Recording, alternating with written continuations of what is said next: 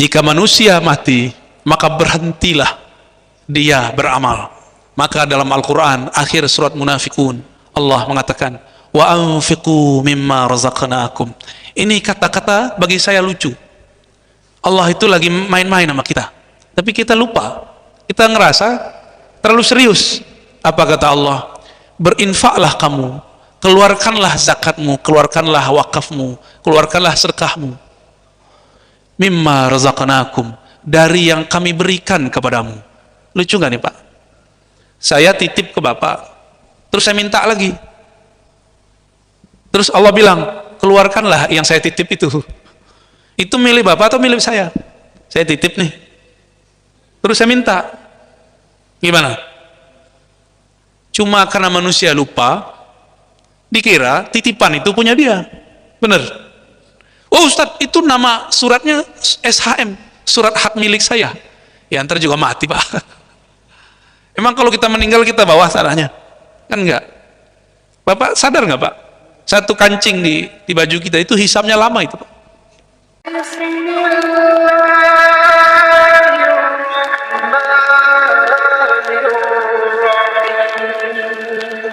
Assalamualaikum warahmatullahi wabarakatuh. Alhamdulillahilladzi ayqazana bihamdih wa adama al-hayata lana birahmatih. Ashhadu an la ilaha illallah wa ashhadu anna Muhammadan abduhu wa rasuluh. Allahumma salli wa sallim wa barik ala sayyidina Muhammad wa ala alihi wa ashabihi wa li baitihi wal mahdi khalifatihi wa sallim. Allahumma inna nas'aluka khaira hadzal yawm wa khaira ma fihi wa khaira ba'dah wa na'udzu bika min syarri hadzal yawm wa min syarri ma fihi wa syarri ba'dah. Ya jami'an lil khair fajma'na lil khairi amin ya rabbal alamin. Bapak, ibu-ibu, jamaah subuh yang diberkahi Allah. Ini masih hari kerja ya. Kerja hakiki itu kerja untuk Allah. Kebetulan saya cuma dapat bisa keluar weekday, nggak bisa keluar weekend. Karena kita di Jakarta ada majelis setiap malam minggu, majelis hikam. Maka mohon maaf jika majelisnya kita buat di tengah pekan ya. Tapi saya lihat alhamdulillah, kalau hati sudah tergerak, tiada yang bisa menghalangi. Ya. Tema kajian kita 3 amal yang tidak pernah terputus. Ini diambil dari hadis Imam Muslim.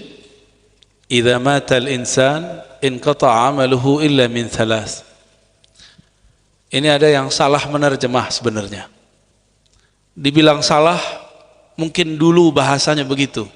Tapi ketika berubah zaman, satu kata pun berubah makna. Idza matal insan, apabila manusia mati, inqata'a. Inqata'a beda dengan iqtata'a. Inqata'a artinya intaha, berhenti. Bukan terputus, berhenti. Tetapi orang ingatnya kata qata'a, iqta, putus. Padahal inqata'a bermakna intaha. Apa arti intaha tadi? Berhenti, bukan terputus. Berhentilah dia dari kemampuan beramal. Orang mati masih bisa kerja nggak? Nggak bisa. Masih bisa sholat? Nggak bisa. Maka Nabi mengatakan, jika engkau sakit, fala tatamannawul mauta, jangan minta mati, karena jika engkau mati, engkau inqata'tum, engkau berhenti daripada beramal. Jangan diterjemahkan terputus. Kalau diterjemahkan terputus, nanti orang membayangkan makna yang lain. Jadi kalau para asatidz, para masyayikh, para kiai, coba dirubah model menerjemah, karena ilmu menerjemah itu berkembang supaya dapat mewakili makna yang ada di dalam lafaz hadis. Jika mati manusia, maka berhentilah dia. Benar ya? Berhentilah amalnya.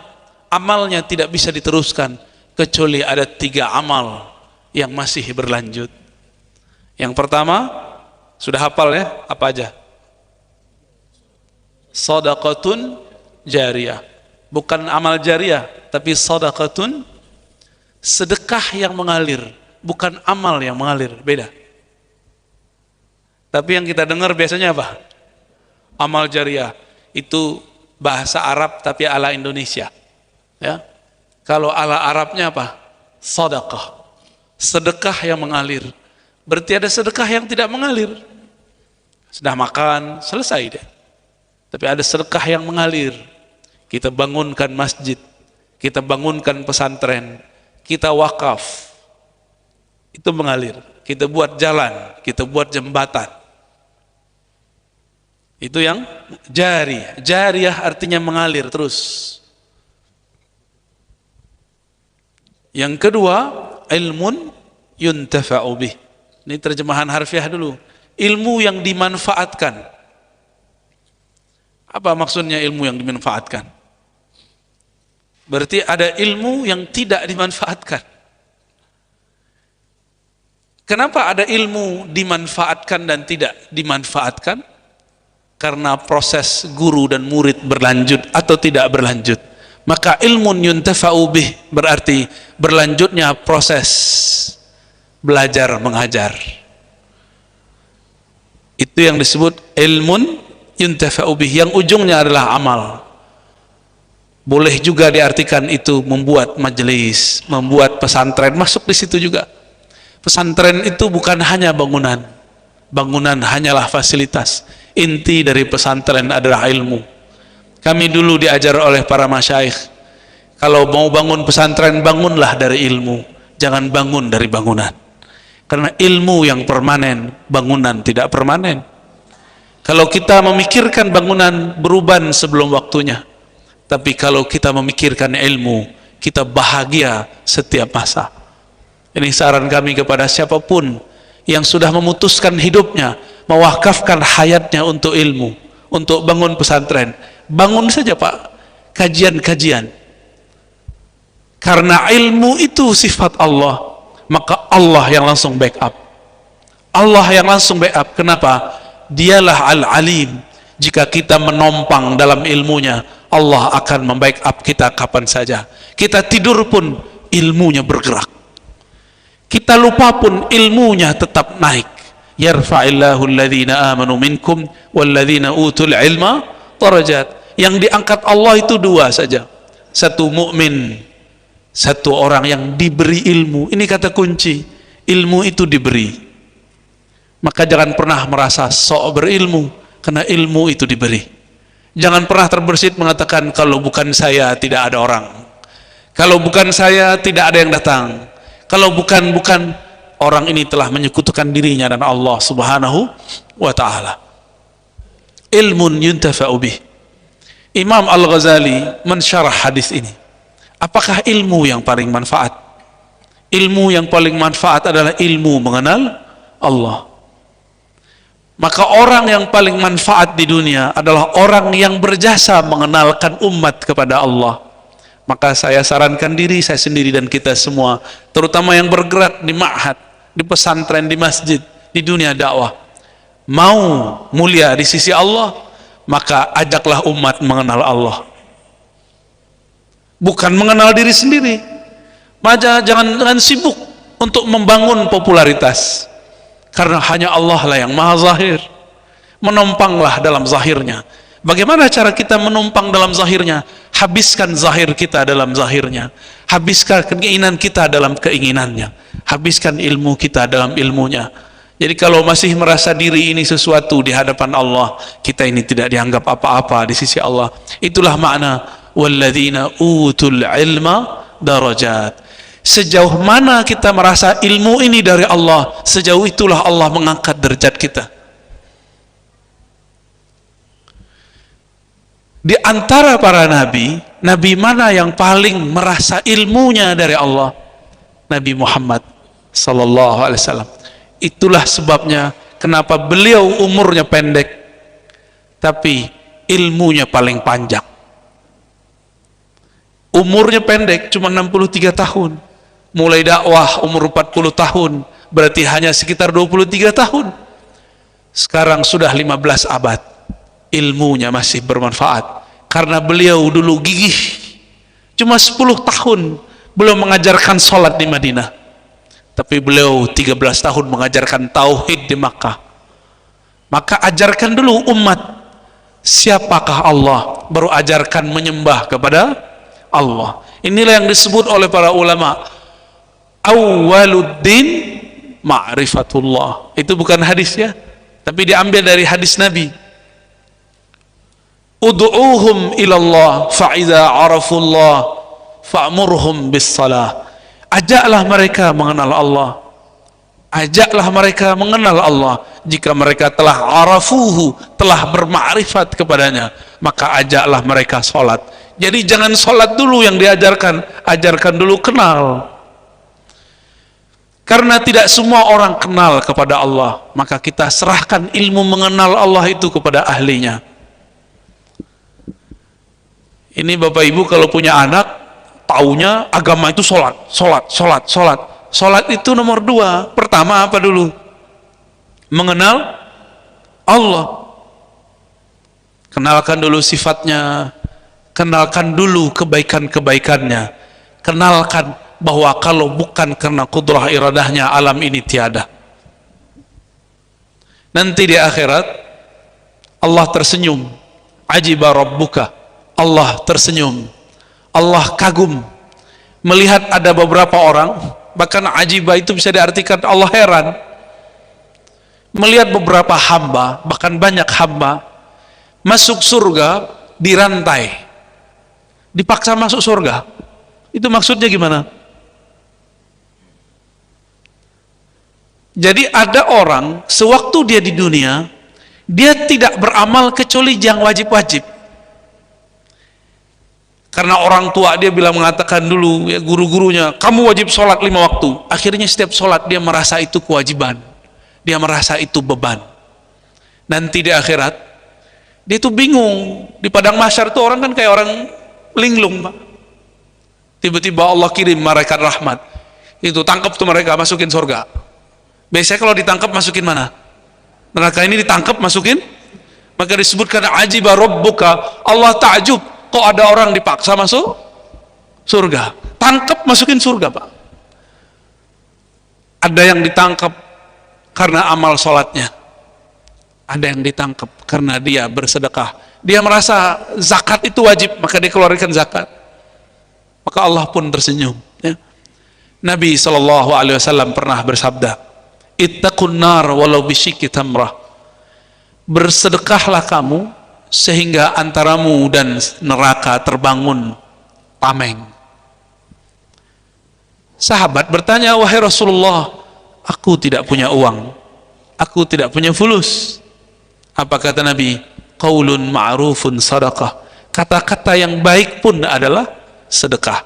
Kalau tidak bisa sedekah, jangan ejek orang yang sedang mengajak sedekah. Kalau tidak bisa sedekah, jangan sakiti orang yang sedang menggerakkan orang lain bersedekah. Itu disebut qaulun ma'ruf. Qaulun ma'ruf juga berarti al-azkar, zikir-zikir itu termasuk sedekah. Berdasarkan hadis Imam Bukhari dan Muslim, para sahabat datang kepada Nabi, ya Rasulullah, zahaba ahlud dusur bil ujur. Orang-orang yang punya uang, punya harta, mereka telah berangkat pergi dengan pahala yang sangat banyak. Mereka sholat, kami sholat, kami puasa, mereka pun puasa, kami tahajud, mereka pun tahajud. Tapi saat mereka sedekah, kami tidak bisa bersedekah. Ternyata dari zaman baginda Nabi, orang-orang yang tidak bersedekah nangis. Kalau sekarang kita gimana? Kalau bisa kita lari dari sedekah, ya. Saya dulu sering ngisi kajian tentang zakat. Itu hampir setiap tempat bapak ibu yang gelangnya banyak, ibu-ibu, bapak-bapak rumahnya bagus, mobilnya masya Allah, itu kalau bertanya bagaimana caranya supaya nggak kena kewajiban zakat, rata-rata begitu. Kayak kita tukang pajak aja, ya, biar gimana nggak kena pajak, tapi wajib kena zakat. Dia berusaha terus supaya tidak wajib terkena zakat. Saya lihat ini orang udah banyak menumpuk harta. Bapak saudara makanan Allah, makanya karena manusia itu senangnya menumpuk harta, Allah paksa manusia masuk surga. Allah paksa manusia biar terhalang dari neraka. Gimana caranya? Dipaksa, diwajibkan mereka berzakat, dipaksa mereka supaya berwasiat. Kedekatan kita dengan surga sedekat apa kita dengan sedekah? Sedekat apa kita dengan neraka? Sejauh mana kita dari sedekah? Itulah kira-kira makna hadis pertama dan kedua. Tapi ada makna yang ketiga, waladun salihun yad'ulah. Ini banyak disalahfahami hadis ini.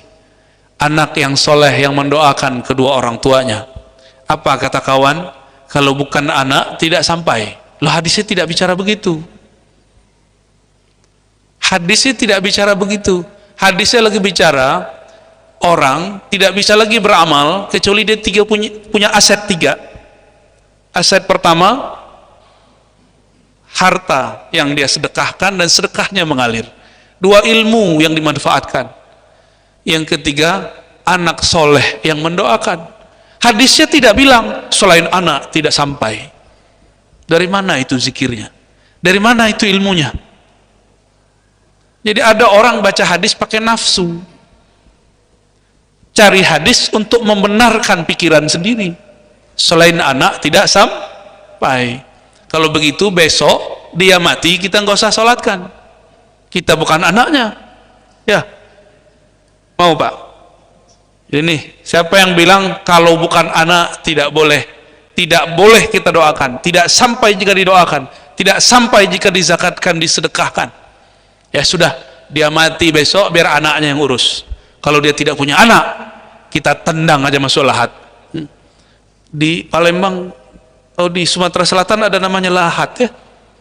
Mungkin dulu tempat itu apa tuh? Baik. Gimana Pak? Serem nggak? Ya, jadi salah baca hadis, salah faham, akibatnya berbahaya. Muncullah beberapa tahun yang lalu, mungkin puluhan tahun lamanya, terjadi perdebatan antara kiai ustadz, kalau bukan anak tidak sampai benar. Wah itu ramai itu ya. Dulu ada seorang ibu-ibu dibentak sama abangnya, suami ibu itu meninggal, dia sedang berdoa depan mayat suaminya, dibentak oleh abangnya. Apa kata si abangnya? Hei, doa nggak sampai, yang sampai cuma anak. Anaknya masih kecil-kecil. Ya, gimana mau doa apa? Ingin hijrah tapi otaknya nggak hijrah, ilmunya nggak hijrah, emosinya nggak hijrah.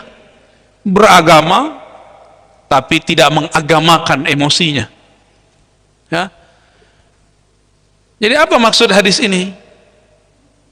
Anta wa maluka li abik. Kamu dan hartamu itu aset orang tuamu. Jika orang tuamu mati, aset orang tuamu kamu.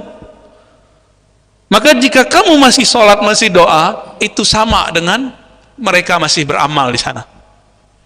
Itu maksudnya. Paham maksudnya? Apalagi yang bukan kiai, bukan guru ngaji, nggak ada anak yang ngaji. Nggak ada anak yang baca Quran karena kita yang mengajarkannya. Maka banyak-banyak anak Pak. Banyak-banyak. Masalahnya kalau banyak anak, banyak bini.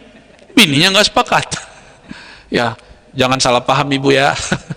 Nanti saya dicubit nanti sama bapak-bapak ini ya. Baik. Hadis ini kita lihat di hadis Tirmizi, di hadis Tabarani, hadis Imam Ahmad. Ternyata di hadis Imam Tirmizi, hadis Ibnu Majah disebutkan lebih dari 3. Maka Imam Suyuti mengatakan jika dikumpul hadisnya, amal yang masih bergerak setelah orang itu mati adalah 11. 11. Ini Imam Suyuti mengumpulkan hadis. Tapi sekarang kan banyak suyutian ya. Masih ngotot tuh sampai sekarang di luar sana mengatakan kalau bukan anak tidak sampai. Jadi kalau masih ada yang ngomong begitu, kita buka lagi Pak terjemahan depannya. Idza matal insan inqata'a amaluhu illa min salas. Jika manusia mati, dia tidak lagi bisa beramal kecuali dia punya 3 aset. Kata 3 di situ dalam bahasa Arab laisa lil hasr, bukanlah menunjukkan pembatasan, itu cuma contoh. Jika ada amal selain itu, maka dia akan punya amalan-amalan yang mengalir meskipun dia sudah wafat. Syuruknya jam berapa Ustaz? 6:05 ya. Berarti lanjut. Baik.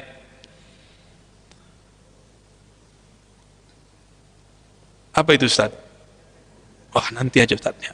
Nanti aja. Nanti fokusnya bukan ke saya Ustaznya. Ya. Al-ilmu qutul qulub. Ilmu itu sarapannya kolbu. Bapak ini kalau lagi disajikan sarapan kolbu, lupa makan minum. Ya, coba aja Pak.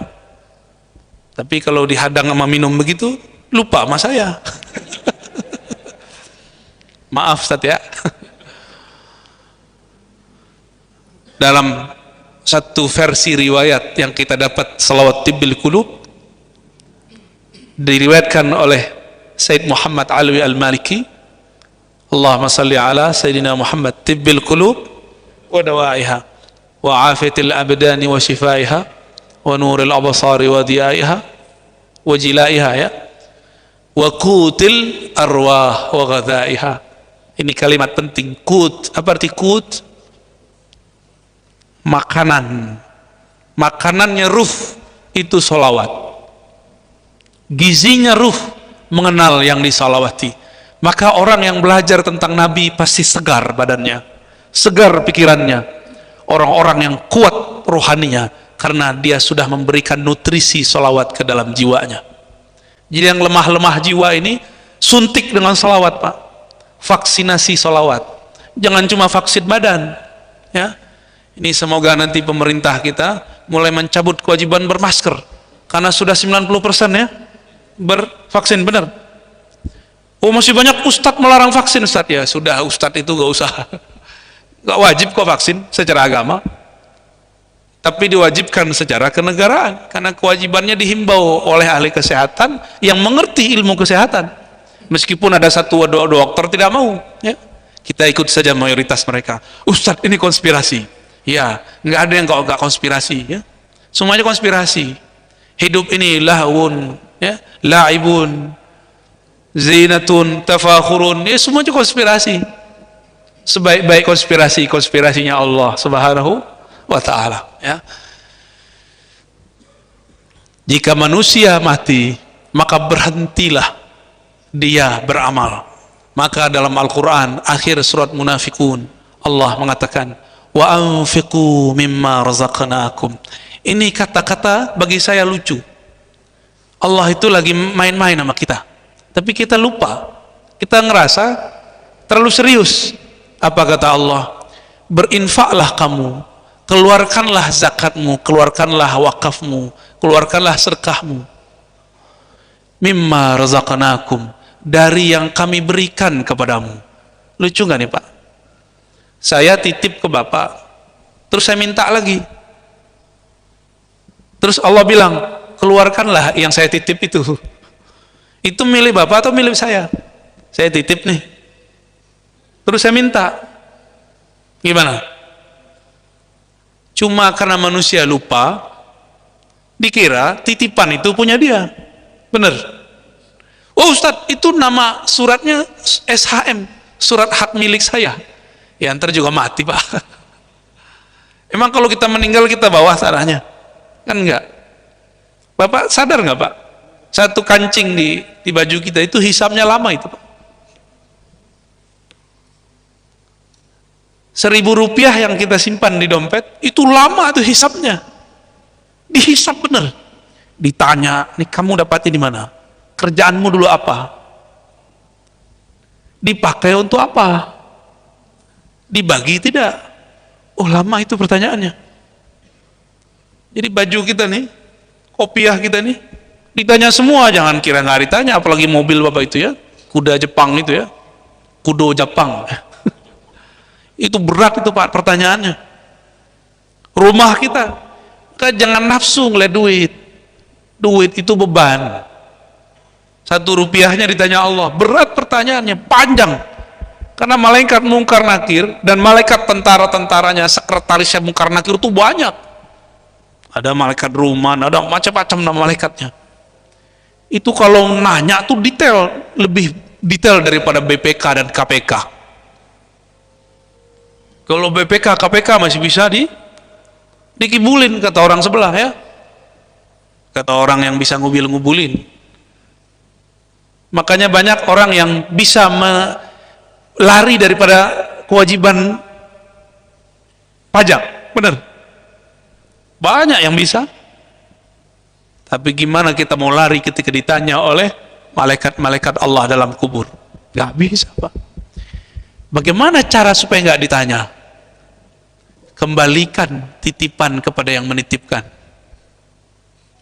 Kembalikan titipan kepada yang menitipkan. Itu yang disebut sedekah. Sedekah itu dari kata sedekah. Sedekah berarti sidq. Orangnya jujur, benar. Jika benar kita beriman, percaya bahwa kita ini dirizkikan Allah. Razaqna, kami rezekikan dia, kami titipkan beberapa hal untuknya. Jika dia percaya kepada kami, pasti dia kembalikan kepada kami. Tapi kan kita nggak percaya sama Allah ya. Gimana? Allah lagi main-main nggak sama kita? Lagi main-main sama kita, diuji bener. Yang dia titipkan itu kita rasa milik kita atau milik dia. Wa anfiqu mimma razaqnakum min qabli an ya'tiya ahadukumul maut. Sebelum nyawa berpisah dari badan. Karena kalau nyawa sudah pisah dari badan, syukur-syukur anaknya tahu diri, banyak ilmu, meninggal bapaknya, 1/3 hartanya diberikan untuk umat, untuk pergerakan dakwah. Kalau anaknya ngerti, kalau anaknya nggak ngerti, itu harta diperebutkan, bener nggak? Diperebutkan, Pak. Ini depan saya anak yang mengerti atau anak yang tidak mengerti? Ya, anak yang mengerti atau yang nggak mengerti? Kalau orang tua kita sudah wafat, walaupun tidak meninggalkan warisan, kitalah warisan mereka. Bersedekahlah atas nama orang tua, berwakaflah atas nama ayahanda dan ibunda. Itu bikin mereka senang Pak di sana. Senang nggak dapat kiriman anak walaupun kita punya duit? Senang. Walaupun sedikit, tapi kita berasa, wah, anakku berkirim kepadaku, berarti dia masih ingat kepadaku. Sudah berapa tahun Pak ditinggal ayah ibu, pernahkah berkirim kepadanya? Coba mulai berkirim lagi.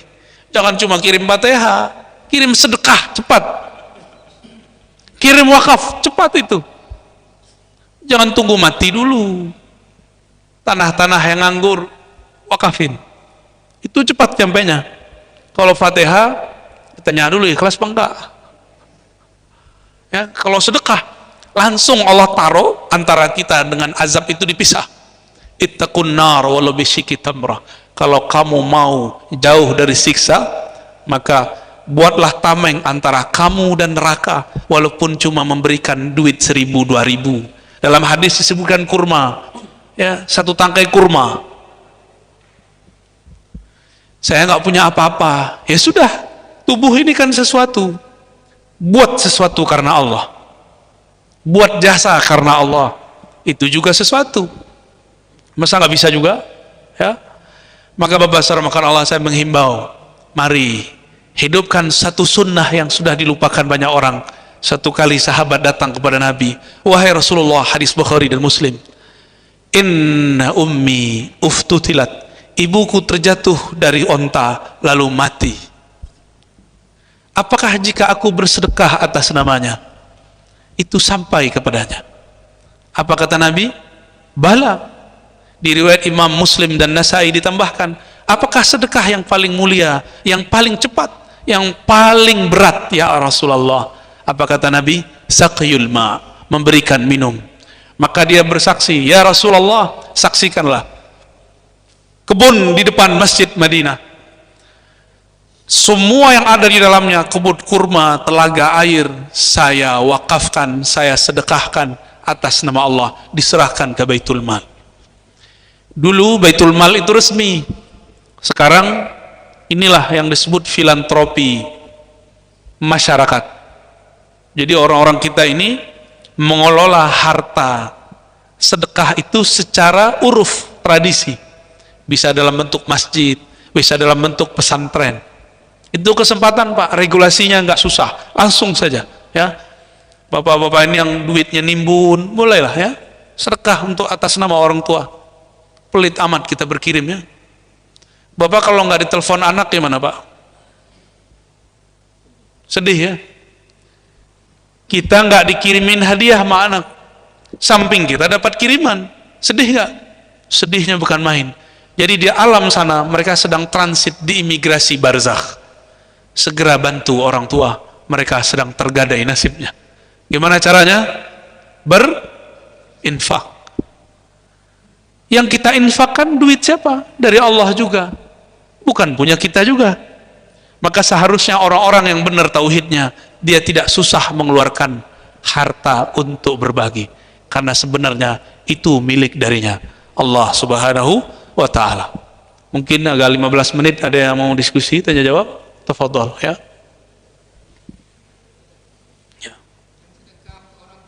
Baik, sebentar Bapak. Kita buka sesi diskusi sekitar 10-15 menit menjelang syuruk. Kita batasi 3 orang penanya, 2 bapak-bapak, 1 ibu-ibu, silakan. Tadi Bapak yang oke 1, oke yang 2 yang di belakang, ibu-ibu ada? Oke Ibu, 1 ya. Baik Bapak, mau dibantu Pak mic-nya. Assalamualaikum warahmatullahi wabarakatuh. Assalamualaikum. Ustaz, yang sedekah untuk orang tua tadi ya, amalnya untuk orang tua. Satu paket tak dengan kita yang bersedekah? Karena hartanya itu aja maksudnya kita sedekahkan. Maksudnya? Kan harta yang kita sedekahkan, kita niatkan untuk orang tua. Hartanya itu aja. Contohnya? Yang uang 100 juta misalkan ya, sedekahkan untuk orang tua. Kita yang bersedekah untuk orang tua, kita dapat juga nggak gitu? Pahalanya. Oh, bagus Pak. Nggak usah khawatir Pak. Jadi Imam Ibnu Qayyim itu punya kitab namanya Ar-Ruh. Jangankan sedekah duit, Bapak kirim Fatihah aja, itu ada perdebatan ulama. Kita kirim Fatihah nih orang tua kita kan 2. Kata Imam Ibnu Qayyim, Imam Ibnu Qayyim ini imamnya kelompok sebelah Pak. Tapi giliran bab ini dia nggak ngikut imamnya. Kita aja ngikut ya. Apa pembahasan dia? Apakah Fatihah yang kita baca itu dibagi 2? Kalau yang kita kirim 4 dibagi 4, atau masing-masing dapat 1 Fatihah? Ternyata ulama kita beda pendapat. Terus yang membaca dapat nggak? Nah, ini yang orang tidak paham. Sholawat, zikir, apapun itu kalau dikirim, dia itu kayak cahaya matahari. Coba, cahaya matahari itu 1, tapi yang kena banyak nggak? Jadi kalau kita kirim Fatihah, itu kirim nur. Orang di dalam 1000 kena semua. Maka kalau versi saya, itu enggak setengah, 2,5, enggak. Selama mereka disebut namanya, dia dapat keberkahan Fatihah full. Bedanya Fatihahnya berapa kali, itulah wattnya berapa kali Pak, berapa besar gitu aja. Kalau Fatihahnya 7, berarti wattnya tegangan tinggi, cahayanya tambah terang, gitu ya. Apalagi Bapak ini sedekah untuk orang tua, sumbernya dari Bapak itu. Jadi dilihat-lihat sama orang tua, siapa sumber cahaya ini? Ternyata anaknya sendiri. Gak usah jauh-jauh Pak. Kita ngelihat anak kita baca ayat di depan orang, tampil baca ayat, terharu nggak kita? Terharu. Apalagi sekarang Bapak bersedekah atas nama dia. Jangankan di akhirat, jangankan di alam barzakh, kita nih si fulan sedekah, seneng nggak? Manusiawi Pak, seneng ya? Manusiawi, seneng disebut-sebut namanya. Apalagi di alam barzakh. Itu di alam barzakh tuh kayak orang kayak di komplek. Kan kuburan itu samping-sampingan. Jika ada yang dapat kiriman, itu yang lain belum. Maka senangnya mereka kalau duduk jika dikubur di samping orang soleh, apalagi wali-wali Allah. Itu mereka dapat percikan, karena wali-wali Allah itu jika didoakan murid-muridnya, kekasih-kekasihnya, itu terbawa orang-orang sekitarnya. Itu juga sebabnya kenapa orang-orang yang soleh itu tidak mau dikubur dekat-dekat orang yang kafir. Maka makruh nanam orang non muslim di pemakaman muslim karena bikin ganggu yang lain. Ntar dia lagi siksa kan, yang lain terganggu Pak. Serius. Jadi di sono tuh udah kayak komplek udah, ya.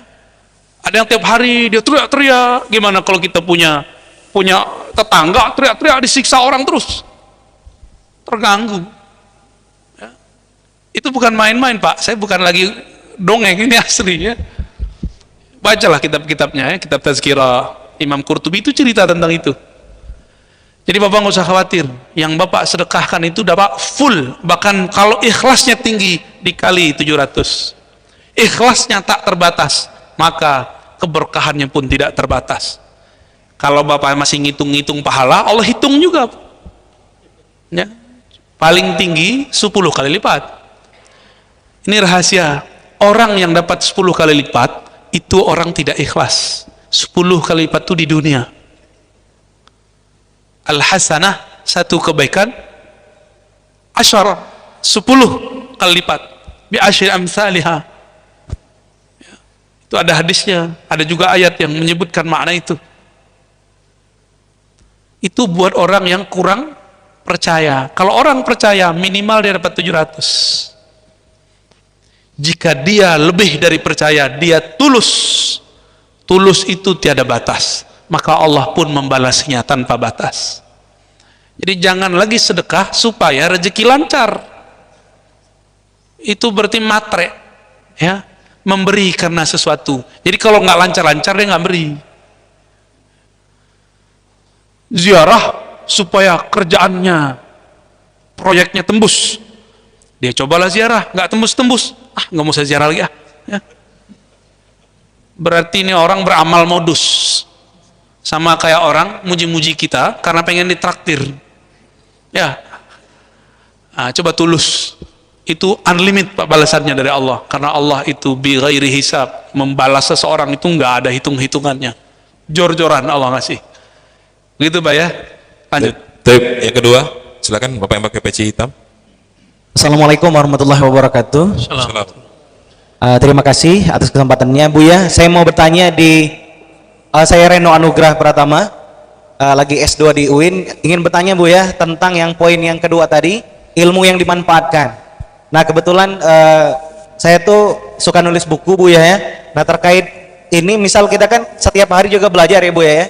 Nah jikalau ada ilmu yang sudah kita tulis tersebar dalam konteks belum sempurna, nanti kan ada revisi. Apakah itu termasuk ilmu yang masih belum sempurna, ilmu yang poin kedua? Karena kan kita kan selalu belajar Ibu ya, ada penambahan lagi, penambahan lagi. Iya. Dan gimana kiatnya agar terjaga orang yang pertama dulu baca yang edisi lama misal tetap bisa memanfaatkan dengan baik nantinya gitu. Baik. Dan minta doanya Bu ya, semoga menjadi buku yang bermanfaat. Terima kasih. Bu ya, mohon izin bisa langsung disambung dengan yang ibu-ibu biar nanti jadi satu paket jawabannya. Silakan, mohon panitia. Baik, mohon maaf Bapak Ibu semua, kita tidak bisa berpanjang karena dibatasi waktu, jadi mohon maaf kita batasi dengan 3 penanya, 2 ikhwan dan 1 akhwat. Ibu-ibu, silakan ibu yang tadi bertanya pakai jilbab ungu ya, di belakang, silakan. Atau mau dibacakan saja Bu ya? Oh, dibacakan, baik. Assalamualaikum warahmatullahi wabarakatuh. Waalaikumsalam. Sebetulnya yang mau saya tanyakan itu sudah dijawab sama Buya tadi, masalah modus. Karena yang ingin saya tanyakan, apabila kita sedekah sebetulnya ikhlas lahir batin. Tapi kita minta tolong doakan, misalkan keluarga kami sehat, anak-anak menjadi keluarga sakinah mawadah warahmah, dan tolong doakan anak kami yang belum bekerja, mudah-mudahan cepat mendapat pekerjaan yang terbaik menurut Allah. Udah terjawab sebetulnya Bu ya? tadi sudah terjawab sebetulnya. Oke, alhamdulillah. Baik, alhamdulillah. Ya. Terima kasih. Baik, dijawab dulu Ustaz dari yang Bu ya, dari ini pertanyaan. Baik. Yang ibu tadi boleh nanti dititip aja Bu ininya. Ilmu yang dimanfaatkan ya. Apakah kalau kita nulis bukunya belum sempurna, direvisi, apakah itu termasuk yang dimanfaatkan? Bahkan kita nggak nulis buku aja, ilmu kita berubah, itu termasuk ilmu yang dimanfaatkan. Jadi tidak masalah. Imam Syafi'i itu punya dua kaul, kaulun qadim, kaulun jadid. Fatwa lama, fatwa baru. Itu dua-duanya bermanfaat. Nah, saya mau tanya, di sini kalau habis azan maghrib langsung qomat atau sholat dulu? Sholat sunat. Itu kaulun qadim, perkataan Imam Syafi'i yang lama berdasarkan beberapa hadis. Kalau beliau di akhir hayatnya 4 tahun belakangan sebelum wafat, setelah azan langsung iqamat, langsung selesai iqamat, sholat 3 rakaat tambah 2 rakaat, bagi beliau waktu maghrib sudah habis. Itu perkataan beliau setelah pindah ke Mesir, ilmu yang telah direvisi. Meskipun demikian, itu kemudian bisa dipilih mana yang cocok, maka revisi itu tidak masalah, Ustaz. Yang penting revisinya tidak kontradiksi. Revisinya cuma berbeda tapi tidak kontra. Bagaimana cara awal mengobati kolbu yang sakit agar amal terasa, ilmu bisa apa ini? Ya, yang pertama aja ya. Cara awal mengobati kolbu yang sakit. Pertama, cek dulu sakitnya kolbu itu gampang sekali. Makanan kolbu itu zikir, sholawat, ilmu. Sekarang mungkin kita bisa menikmati yang nomor 3. Menikmati nggak kajian? Menikmati. Cuma pas diajak zikir baru 5 menit rasanya sudah mau berdiri. Berarti dia nggak beres Pak di dalamnya. Kayak kita masuk ke resto, dihidangkan makanan, tapi nggak betah makan. Bukan makanan yang tidak enak, badan kita yang sedang tidak sehat.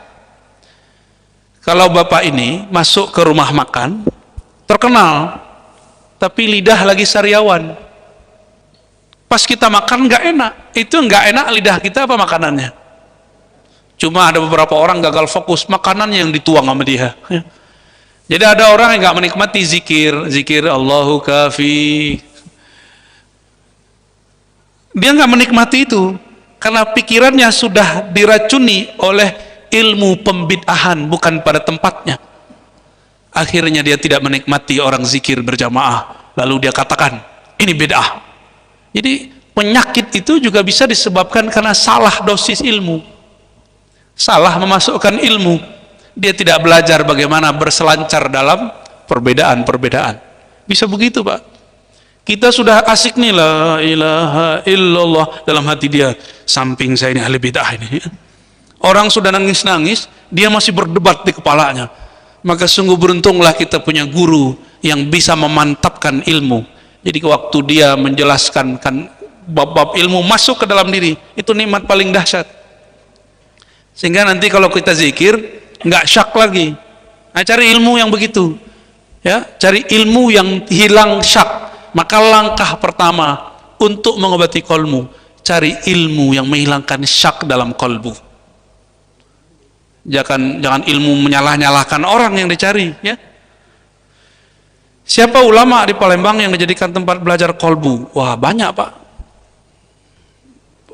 Siapa saja di antara mereka yang dapat izin mentalkin? Malam tadi kita ketemu beberapa kiai, ya, silakan.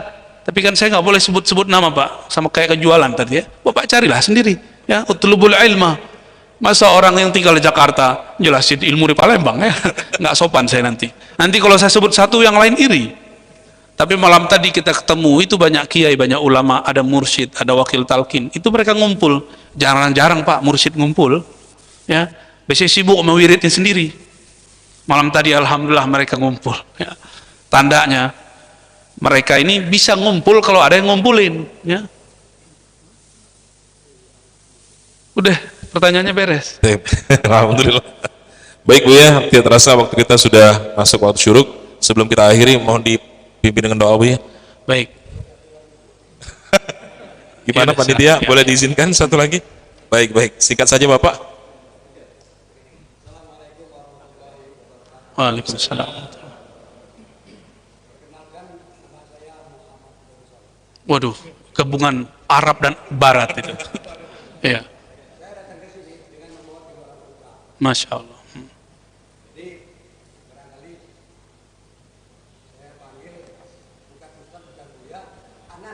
Masya Allah. Karena seumur dengan anak saya, berarti 3 yang saya bawa nih.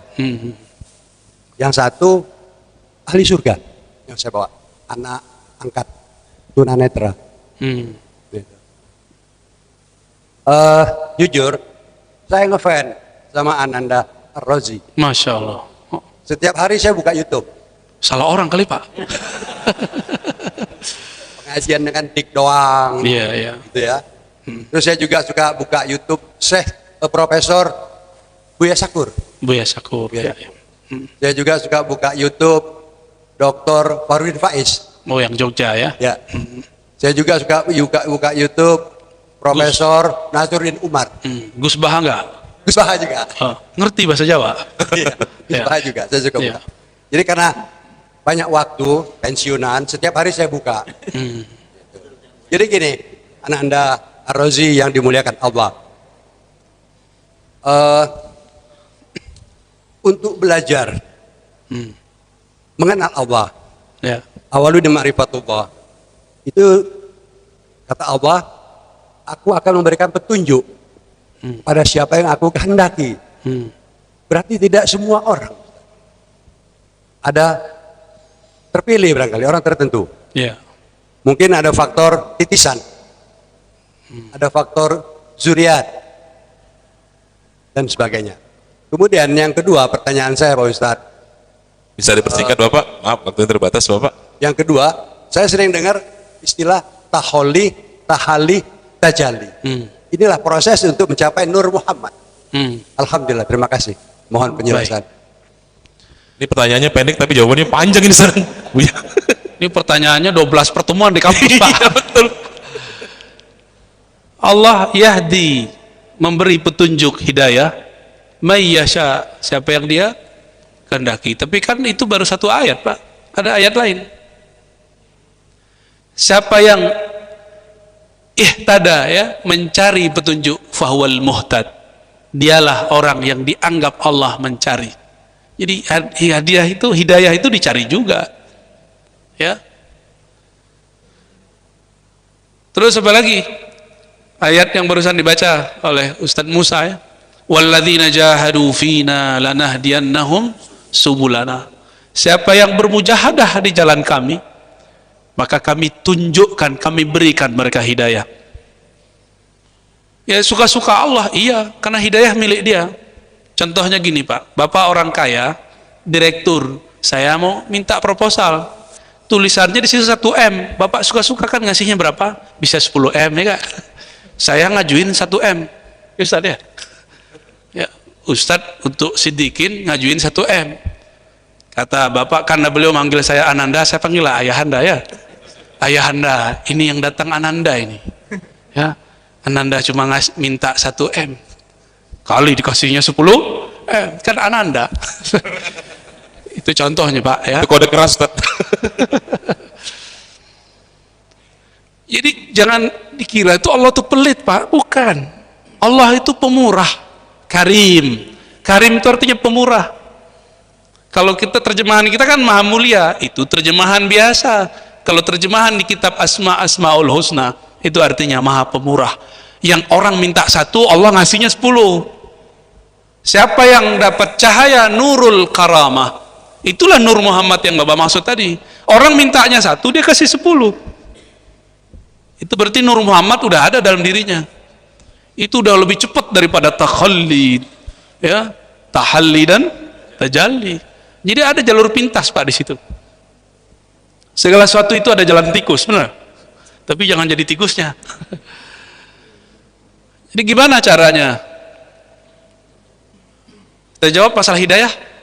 Ya, sekarang gimana caranya takhalli, tajalli, takhalli, tahalli, tajalli? Itu ada di ilmu. Nah, ini penjelasan beberapa guru saya ini. Coba Bapak baca huruf hijaiyah. Lebih dulu mana? Jim dulu ya. Abatasa ja, jim. Terus ha, kha. Itu kan kalau maju. Orang kalau ingin mengenal Allah, dia harus mundur. Kho dulu, kho takhalli. Kho itu titiknya di atas. Benar. Hilangkan dulu Pak titik itu. Hilangkan dulu gelar-gelar akademis kita, gelar-gelar kampung kita. Hilangkan dulu ego yang ada di atas itu. Hilangkan titik hitam itu, maka dia menjadi tahalli. Baru kita bisa berhias diri dengan kebaikan. Jadi kalau masih ada titik di atas itu, saya orang alim, saya kan dulu power syndrome, post power syndrome dulu, ya itu nggak bisa tuh, dia nggak akan bisa menjadi tahalli, ya. Kalau sudah dihilangkan titik hitam itu, maka Allah akan munculkan titiknya di dalam kalbu. Jadilah tajalli di dalam dia. Itulah titik yang tumbuh dalam kalbu. Itulah titik yang nanti disebutkan an-nuqtah al-ba, ya. Titik di bawah ba. Wah, itu ilmunya panjang Pak, 24 pertemuan pun nggak selesai itu, ya. Kira-kira begitu ayahanda, ya. Semoga saudara-saudara saya yang datang 3 orang menjadi ahli surga juga, ya, yang lain-lain juga. Amin. Cukup Ustaz, saya mengimbau terakhir, ya, mumpung ada orang yang mengajak kita beramal. Kebetulan ada kawan saya, ya, yang sedang bangun, yang sedang ingin memfasilitasi kita untuk mengurangi beban nanti di akhirat. Coba berbagi dengan beliau, bantu pesantren Siddiqin supaya kita betul-betul disebut orang-orang yang siddiq. Amin rabbal alamin. Amin. Semoga yang hadir diberkahi Allah, yang bersedekah dilipat gandakan di sisi Allah, yang baru berniat baik Allah mudahkan niatnya. Ala hazinni wa likulli niyatin salihah. Al-Fatihah. A'udzubillahi minasyaitonir rajim. Ya nasi siratal ladzina an'amta 'alaihim. Wa sallallahu ala nabi Muhammad alhamdulillahirabbil alamin. Nanti mohon izin tidak musafahah, ya, bil qulub aja, dengan hati aja, ya. Sepakat? Sepakat. Ya, sudah sampai di hati kok, ya. Assalamualaikum warahmatullahi wabarakatuh. Waalaikumsalam.